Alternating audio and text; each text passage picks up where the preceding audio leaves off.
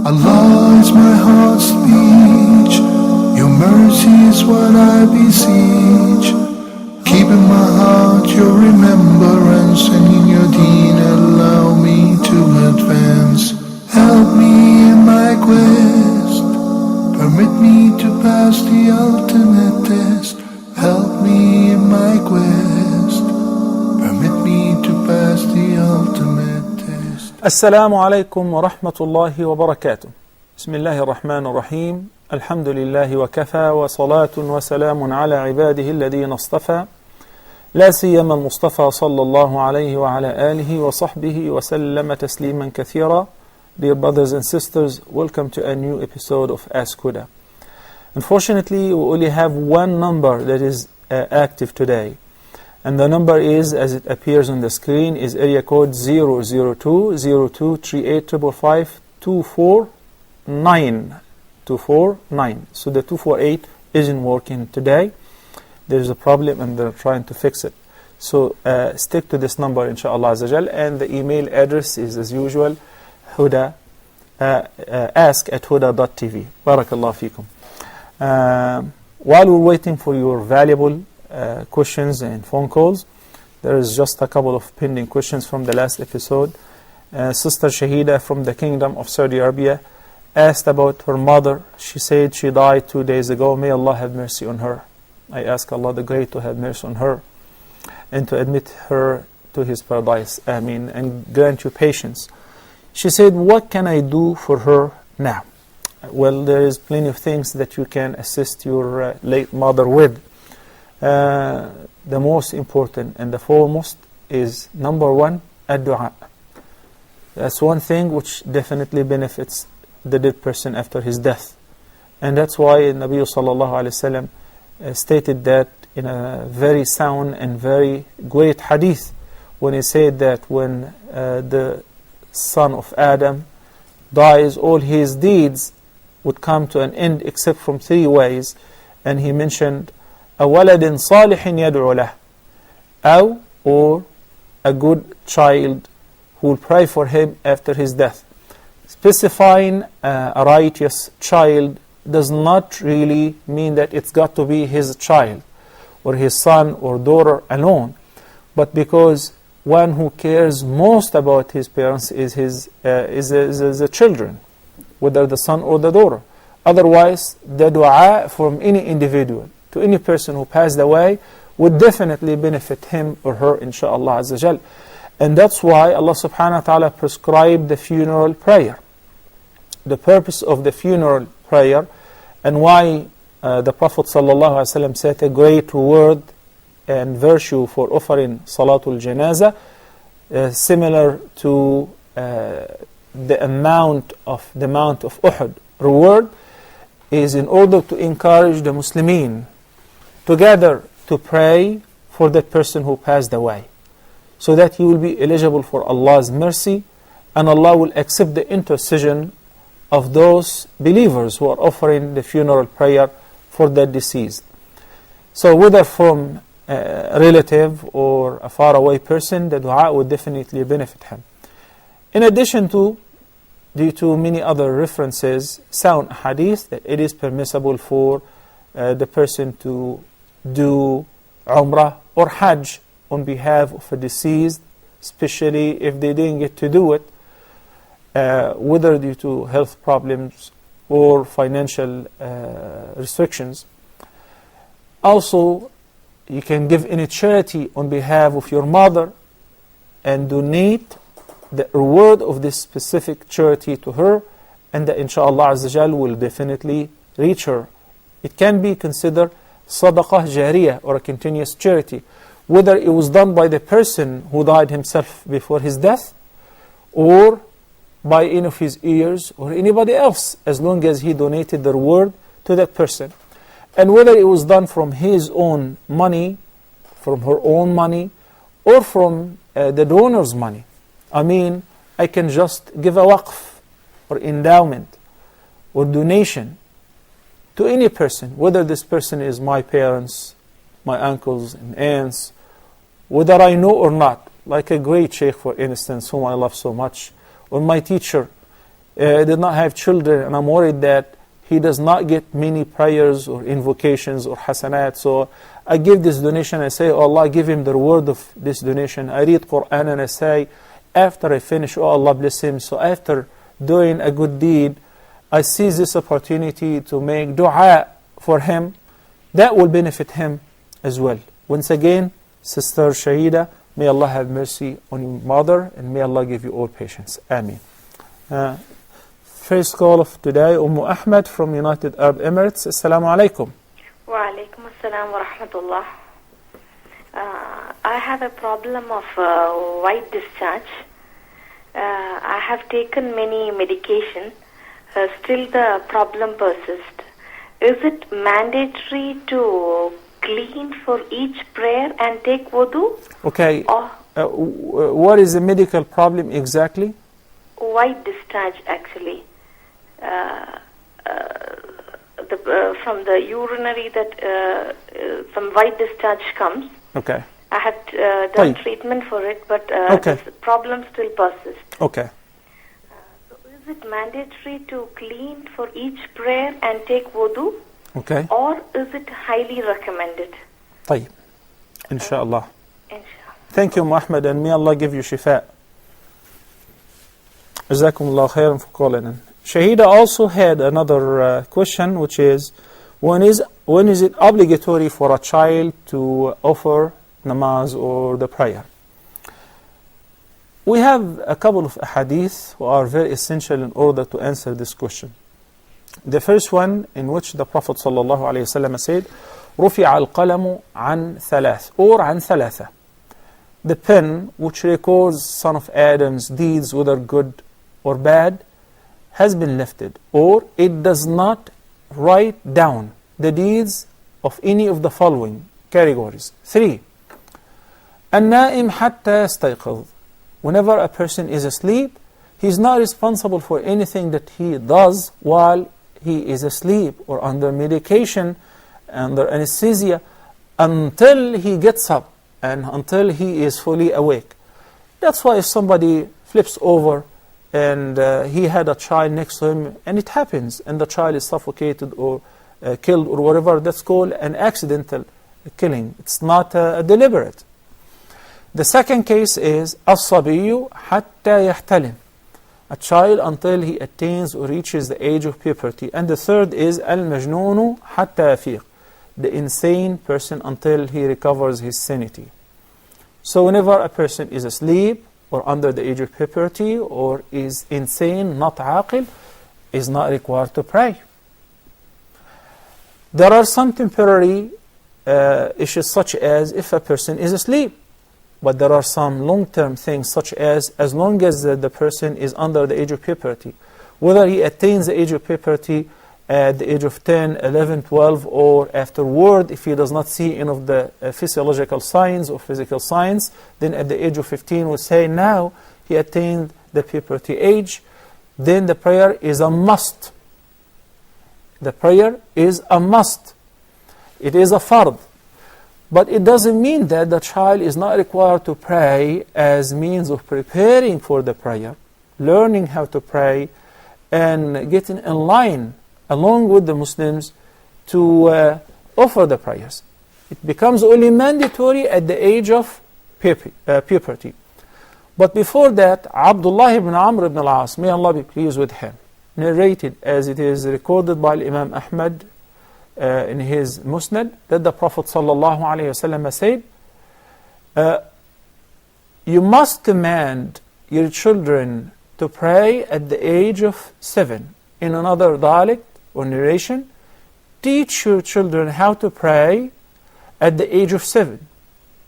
And discipline them for offering the prayer or for not offering the prayer. If they do not offer the prayer regularly, then you gotta discipline them at the age of 10. Which means you must take it serious that they must be offering the prayer regularly.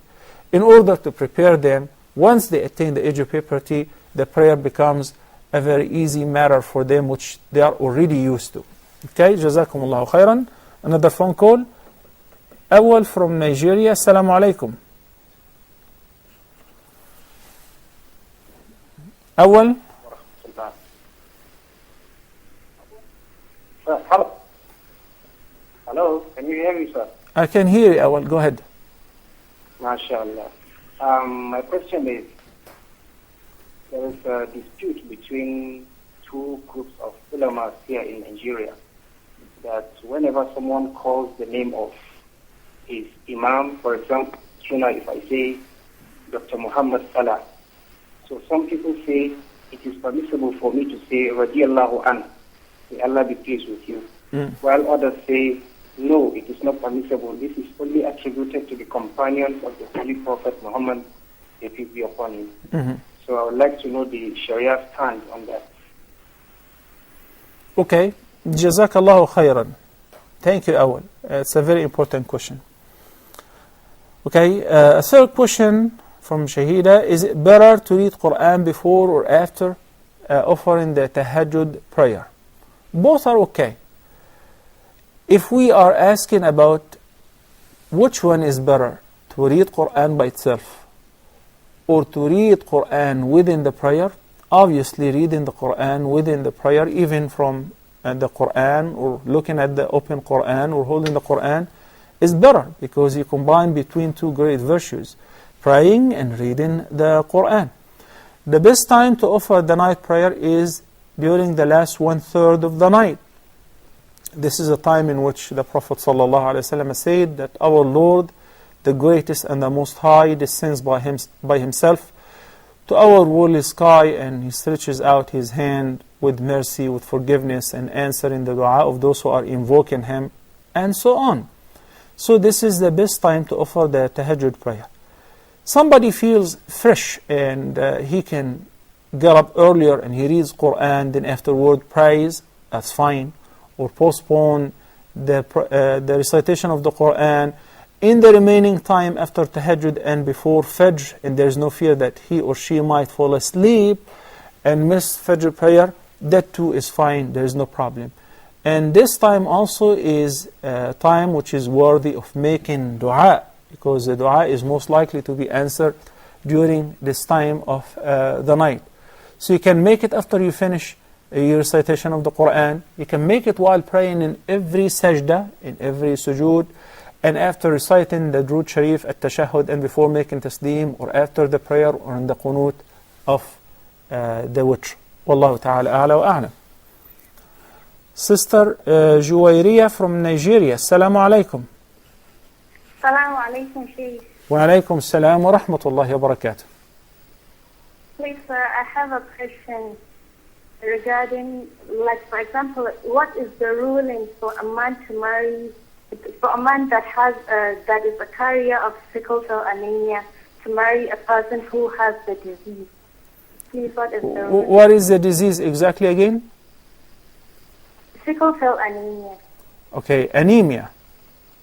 Yes. Okay, so we're not talking about a contagious disease. No, it's not contagious. It's not contagious. It's genetical. Okay, does this affect the fetus afterward if she were to conceive? Yes, it does affect. Okay, how bad is it? Hello? How bad is it? It is really bad because majority of her offspring will be like, they'll have the disease. Okay. Okay, thank you, sir. Thank you, Sister Juwayriya. Jazakumullahu khairan. Barakallahu fikum. Thank you. Abrar asked a question which has been asked many times concerning the length of the beard.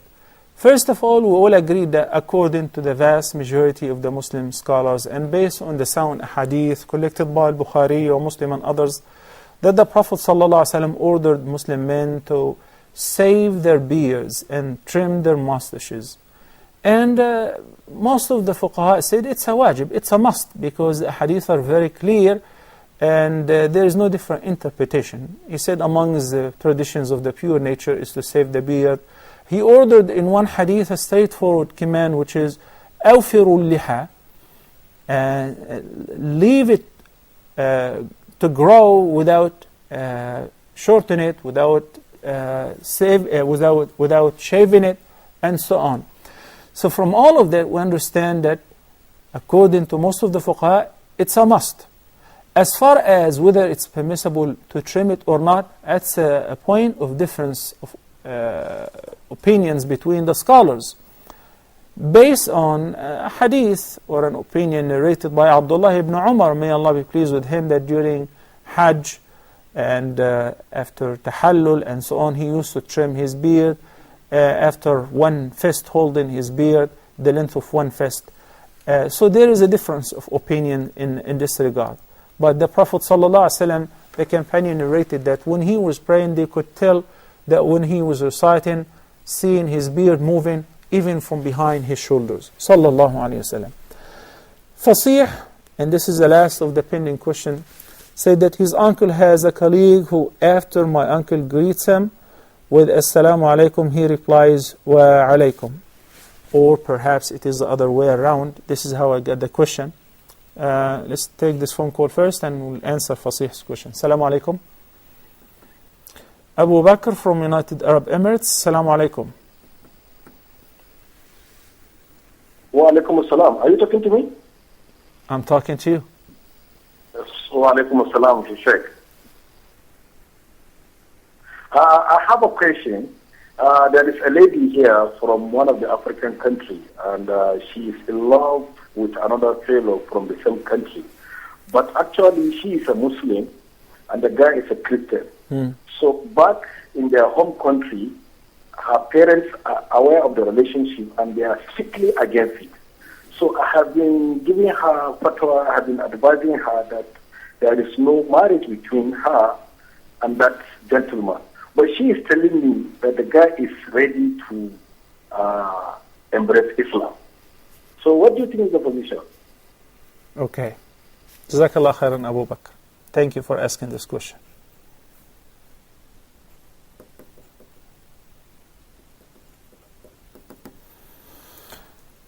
With regards to the greeting of a non-Muslim, Allah subhanahu wa ta'ala said in the Quran, وَإِذَا حُيِّيتُم بِتَحِيَّةٍ فَحَيُّوا بِأَحْسَنَ مِنْهَا أَوْ رُدُّوهَا. If you have been greeted with a greeting, you must give one which is better than the one which you were greeted with, or at least reply with the same. He did not specify that the greeting from a Muslim or a non-Muslim. So if a non-Muslim greeted me, good morning, I'd say good morning, and I would be also recommended to say, how are you this morning, and how is everything, have a great day. This is how we were commanded, to greet the person who greets me with a better greeting, or at least the minimum is to pay back a similar greeting. What if he said, Assalamu alaikum wa rahmatullahi wa barakatuh? I'm recommended then to say, Wa alaikum assalam.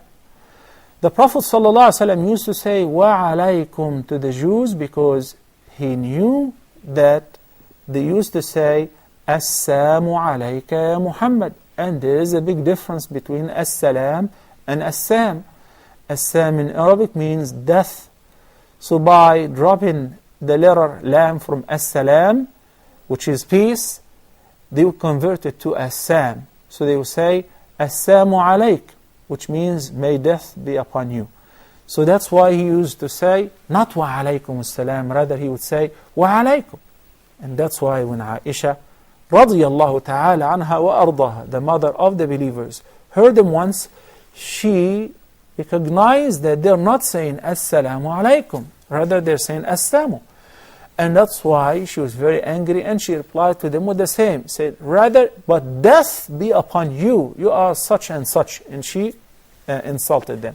The Prophet ﷺ forbade her, and he said, Ya Aisha, a Muslim should not be insulted, rather. She said, Ya Rasulullah, don't you know what they said? He said, I knew that they're saying death, not peace. But Ya Aisha, did you hear my reply? My reply was, Wa alaykum, and upon you too. Allah will not answer their dua of calling death upon me, but He will answer my prayer against them when I say Wa alaykum, but rather may death, or whatever you say, be upon you, not upon me. So if somebody said Assalamu alaikum, I would say Wa alaikum assalam. And by the way, when a Muslim says Assalamu alaikum wa rahmatullahi wa barakatuh, and you say wa alaikum, that means and a similar greeting be upon you. But it is best to say wa alaikum assalam in case of a non-Muslim greeted you with Assalamu alaikum. Relating to that, is it okay for a Muslim to begin a non-Muslim with the greeting? Yes, it is okay. You go to work and you see your non-Muslim colleague who is working side by side with you at the same office, or your teacher, your professor, your boss, your employer, your employee. It's okay to say good morning. The greeting of Assalamu alaikum wa rahmatullahi wa barakatuh is for Muslims to begin with it. But if a non-Muslim greeted you with it, you reply with it. But if you want to begin somebody who is not a Muslim with a greeting, you greet him with his own greeting.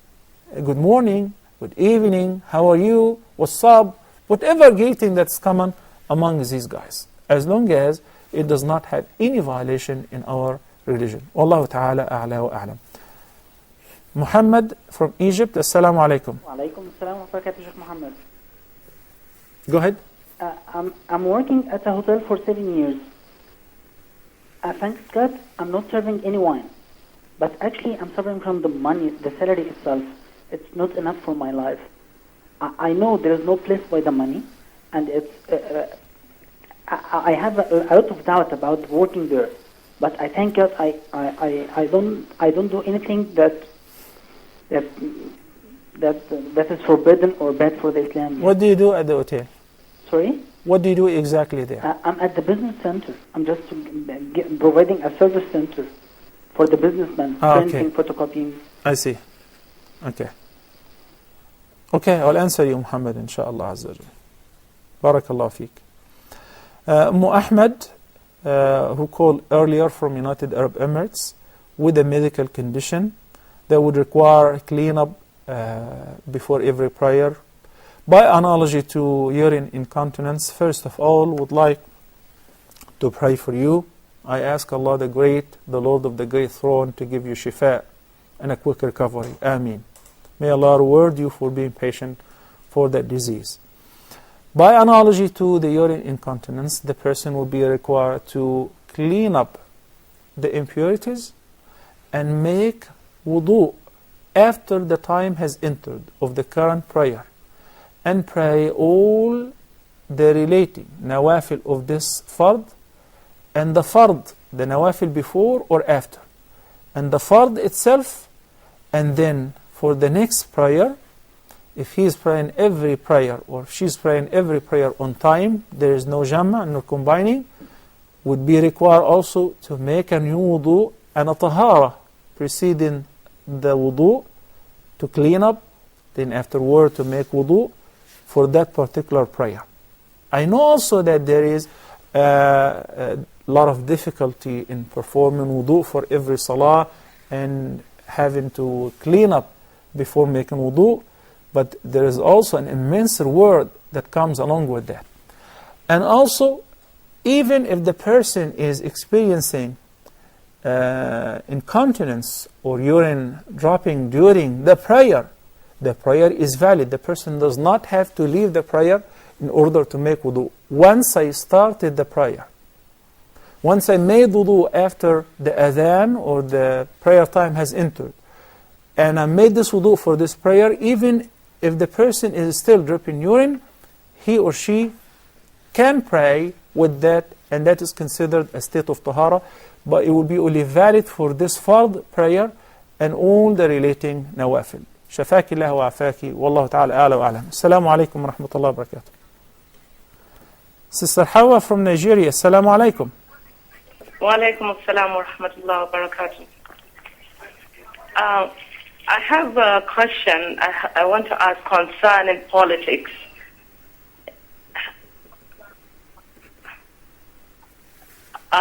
In Nigeria, we have an issue because they are insisting. Actually, they think it is they're doing good to the women who folk, that there should be representation of women in Nigerian politics. And because the women, Muslim women, have a barrier, as in we have restrictions as to what we can do and what we cannot do. So we are left with the choice of not joining partisan politics. And unfortunately for us, Islam or Muslim women have to be represented. If we let the quota to the non-Muslims, that it means that the Muslim women and our children and all our Muslim issues, Islamic issues will not be protected, since it's left in the hands of the non-Muslims to represent the women that are in the country. So we need a fatwa on this one. Okay, Sister Hawa, I will not be able to answer you today, even if I have time, because I'm not going to rely on my own personal research and study, rather because this is something that Muslims and Muslim activists are going through in Egypt and in the region nowadays. So I would consult this with many other scholars, inshallah Azza Jal, and hopefully in the next episode I'll get back to you with their answer. Jazakumullah khairan. And now, brothers and sisters, we'll need to take a short break, so stay tuned.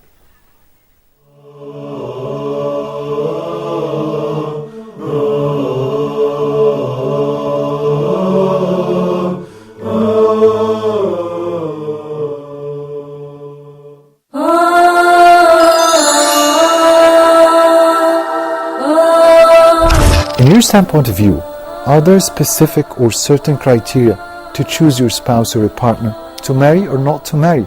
Maybe that's the question. Do we revise the quality of performance of our treatment between the family members as fathers or mothers? As they say usually, it's not what you say, it's how would you say it. Wouldn't you like to be a good storyteller for your kids? Neurobiologically speaking, child abuse and emotional trauma causes scars in the brain of the child, and this might be not easily healing. What's the exact job description of a father? Is it clothing, payments, and feeding, or other important things? Well, I think the job description of a father is merely giving him love and care, self-confidence, giving him sense of security, and checking for the points of strengths to strengthen them. What about potty training and its planning? Oh yeah, actually, it's a state, it's a condition. Fatherhood is not a body or a person, it's a state. Are you a good or skillful designer for the policy and the long-term plans of the life of your kids? Join us every Wednesday for family issues.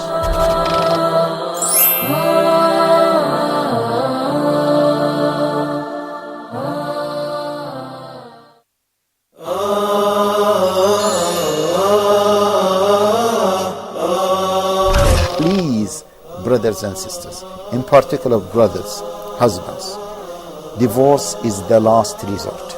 Even when I was given the topic, the art of divorce, I was thinking, why are we talking about a divorce? As they say in management, do you take serious decisions when you are angry?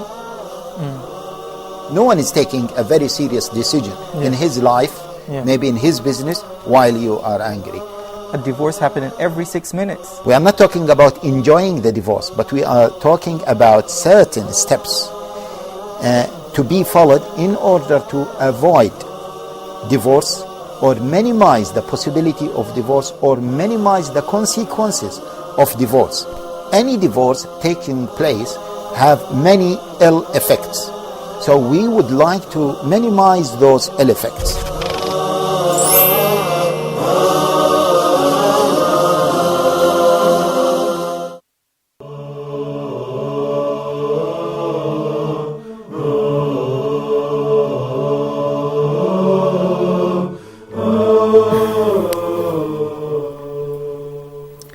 Assalamu alaikum wa rahmatullahi wa barakatuh.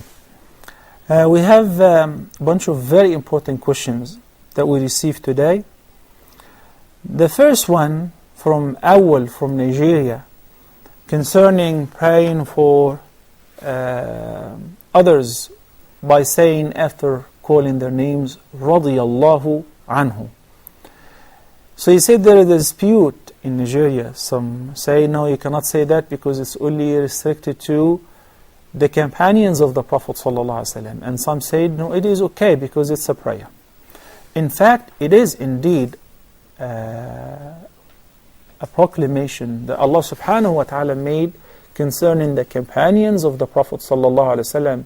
He said, رَضِيَ اللَّهُ عَنْهُمْ وَرَضُوا عَنْهُ. Allah is pleased with them and they are pleased with Him.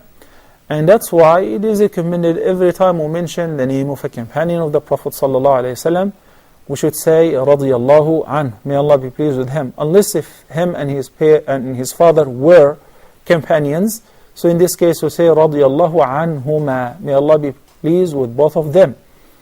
But there is no problem to say the same invocations to contemporary people or scholars in general by saying رَضِيَ اللَّهُ عَنْهُ as an invocation or as a dua, but not specifying certain person, because when some people consider certain individuals as holy and they tend to give them traits which are not for them, traits perhaps were only for the prophets, you'll find some people will say sallallahu alayhi wasallam and so on.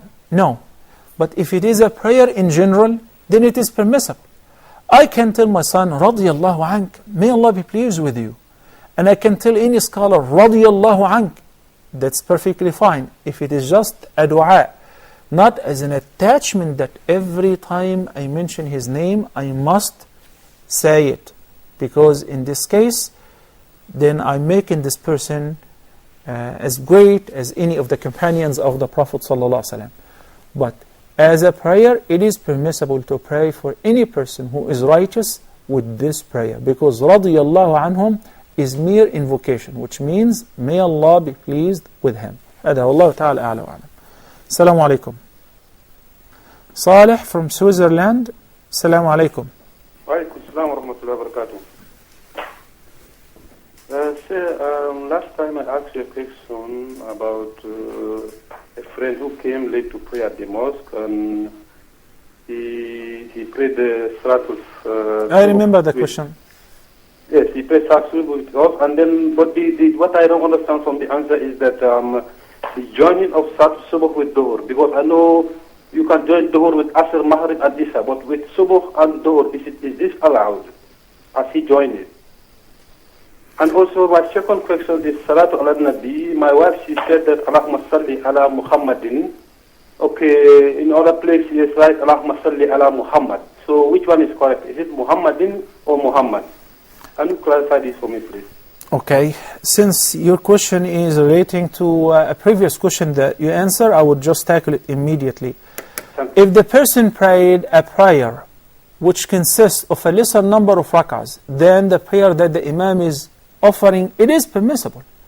And in this case, the follower has a choice, is either to remain sitting until the Imam finishes his prayer.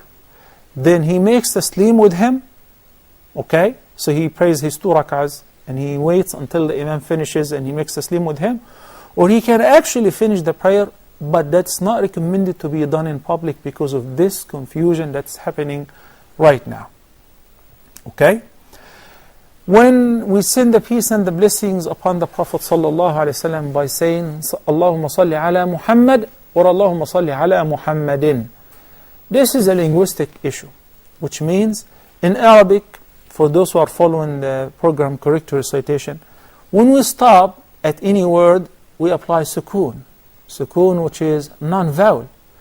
So when we say Allahumma salli ala Muhammad sallallahu alaihi wasallam by itself, we stop, we say Allahumma salli ala Muhammad. But if we connect it, then Allahumma salli ala Muhammadin wa ala ali Muhammad. Basically there is tanween of 2 zayrs or 2 kasras. So the proper linguistic way when you stop is you say Allahumma salli ala Muhammad. And if the person still said Allahumma salli ala Muhammadin and did not connect it, nor did he continue the supplication or the sending the peace and the blessings, the whole phrase, it is valid and there is no sin in it, but it's just a linguistic error. Okay? Barakallahu fikum. Jazakallah khairan ya Salih. Abu Bakr from United Arab Emirates, and it seemed like this question was presented before, that a Muslim woman wants to marry to a non-Muslim man, claiming that he's willing to change, he's willing to accept Islam. Let's put him into a serious test. Okay, accept Islam and we're not marrying. Will he still accept Islam? This is a serious issue, sister, because it's affecting your deen or aqidah. I have many cases in America. Same thing happened in the beginning. The sister said that the guy is willing to accept Islam, and since it was just mere wishes, and also claims he's not willing, nor is he convinced. It's just to legitimize their marriage. And this person, ever since he accepted Islam, did not offer a single prayer, does not adhere to any of the teachings of the deen. He's perhaps religionless, does not even believe in God. And this woman keeps convincing herself that, well, he said the kalima and he said, La ilaha illallah Muhammadur Rasulullah. Is this sufficient to make a person a believer? Of course not. إِنَّ الَّذِينَ آمَنُوا وَعَمِلُوا الصَّالِحَاتِ كَانَتْ لَهُمْ جَنَّاتُ الْفِرْدَوْسِ نُزُلًا. There are other cases where the person came to the masjid and he showed interest in accepting Islam, and he pretended that he is really convinced, and after he got married, he never showed up again. As a matter of fact, his wife afterward told us that he is not even practicing Islam. So if you want to show people that he accepted Islam and he's not a Muslim, you're blameworthy.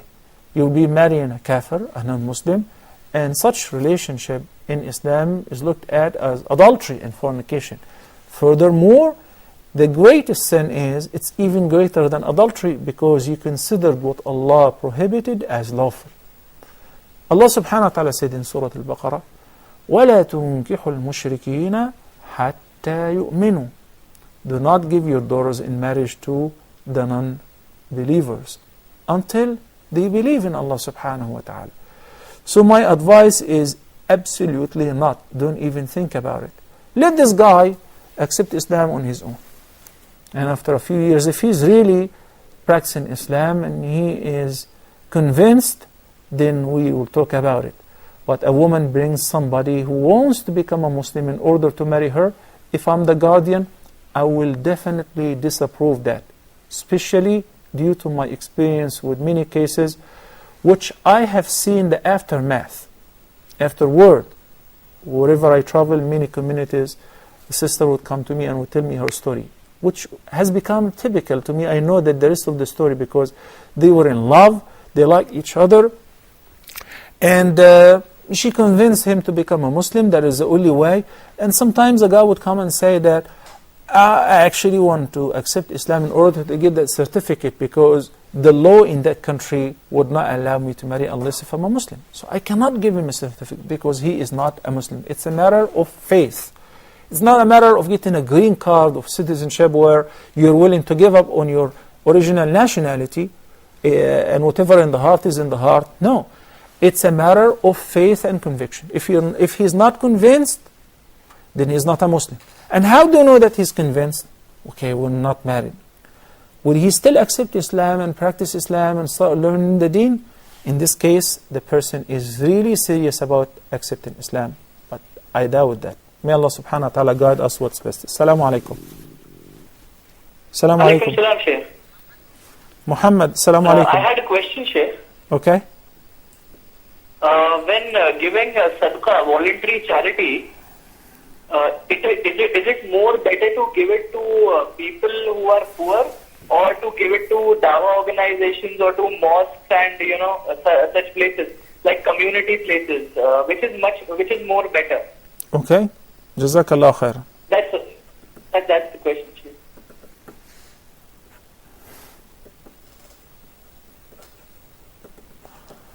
Jazakallah khairan. Muhammad from Egypt, who's working in a hotel for the past 7 years. The hotel, of course, serves wine. I hope and I pray and you join hands with me, and I ask Allah subhanahu wa ta'ala to recover Islam in the Muslim countries, where we'll be able to enjoy our Islamic teachings and will be ruled by our Islamic Sharia. He's working in a hotel that serves alcohol, and he's asking whether it is haram or halal. His main job is in the business center of this hotel. Your job currently is lawful because you're not related to the hotel in any way. You're not in the accounting, you're not in serving the food and beverages, none of that in the business center. Yet, if you can find a better job where you can earn your income 100% halal with no doubt, of course that's a priority. Jazakallahu khair.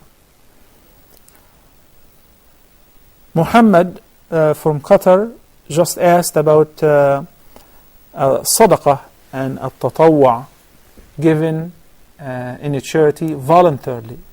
Is it better to pay to an Islamic center or a da'wah center or a community center, or to give it to the poor and the needy?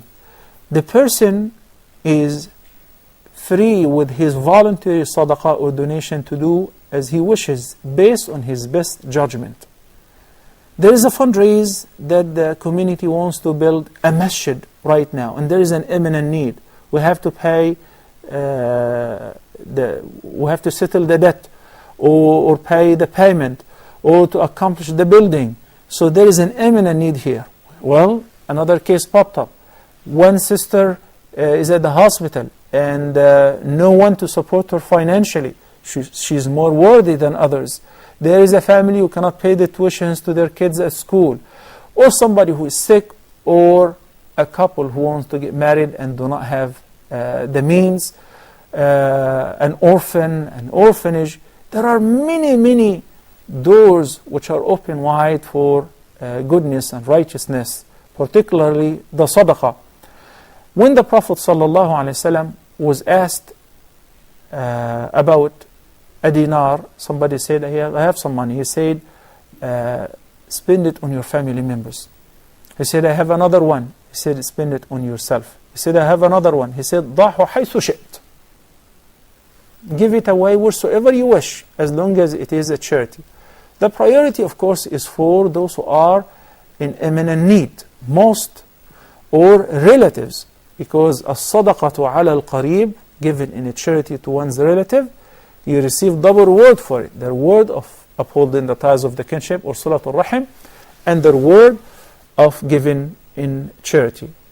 Sometimes, due to what we see right now, the active campaigns of missionaries in converting Muslims, it is really terrible. If you travel as much as I travel, you go to certain parts of Africa and you see the missionary activities where there is, I believe, unlimited amount of fund to those missionaries.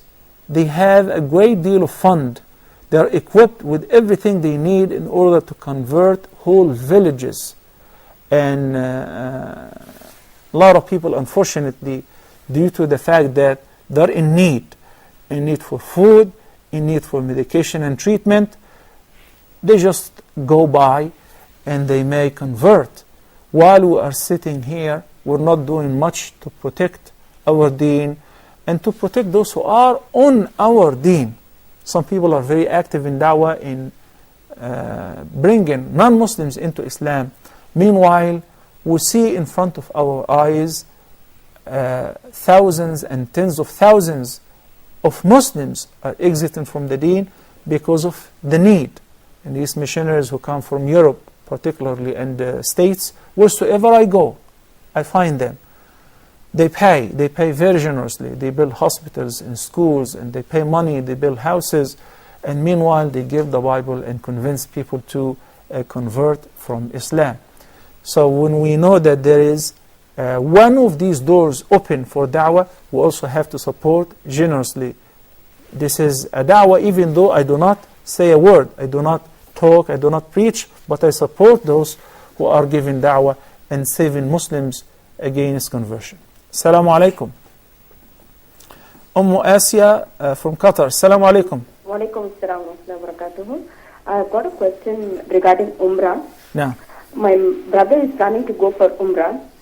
Is it permissible for him to make a second or third Umrah on somebody else's behalf from Masjid Aisha after he completes Umrah for himself? I'd be very happy if you could give me the answer now, because he's planning to leave shortly. Well, if that will make you happy, Asia, inshallah, let me answer you in order to make you happy. Thank you very much. وجزاكم. There are two things. If somebody is already in Mecca and wants to offer a Umrah, where does he assume the intention of Ihram from? Where is the miqat then? You go to any point outside the sanctuary of Mecca, outside the Haram. There are certain points and markers where it says Bidayatul Haram, Nihayatul Haram, the beginning of the Haram.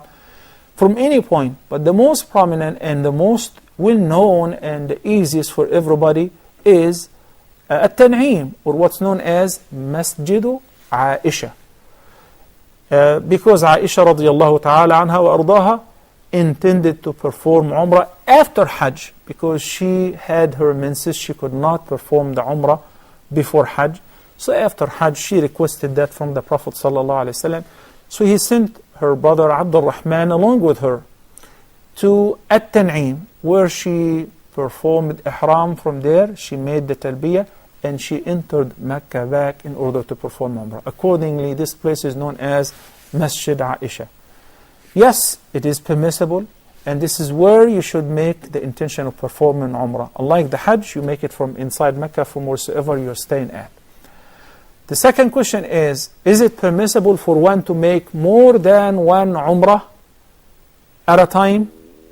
It is permissible, but it is not recommended, nor is it the right thing to do. Why is that? Because the Prophet ﷺ performed 4 Umrahs in his entire life.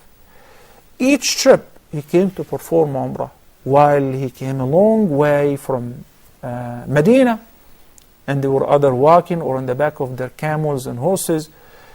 It was more worthy than now that he should have done several Umrahs. But in each journey he only performed 1 Umrah at a time. So it is best to stick to what the Prophet ﷺ did. Remember what I said in the beginning? I said it's permissible. I cannot say it's haram, but it is not the best thing to do. Third question, which is, can I perform Umrah on behalf of somebody else while I travel to perform Umrah on Hajj or Hajj on behalf of myself? Yes, if this person is either dead or physically incapable to perform Umrah for himself or herself. هذا والله تعالى أعلى وأعلم. Nowadays, when I look at the Haram and it is so crowded, it looks like it is Ramadan or even the beginning of Hajj. I'm very, very pleased. Alhamdulillah wa shukrullah. May Allah subhanahu wa ta'ala bring the Iman into our heart and makes it sprout and grow bigger and bigger, so that we will return to our deen. May Allah teach us what we don't know and help us to act upon what we have learned. أقول قولي هذا وأستغفر الله لي ولكم. And until next episode, brothers and sisters, I leave you in peace. Wassalamu alaikum wa rahmatullahi wa barakatuh. Allah is my heart's speech. Your mercy is what I beseech. Keep in my heart your remembrance, and in your deen allow me to advance. Help me in my quest. Permit me to pass the ultimate test. Help me in my quest. Permit me to pass the ultimate test. Help me in my quest. Permit me to pass the ultimate test.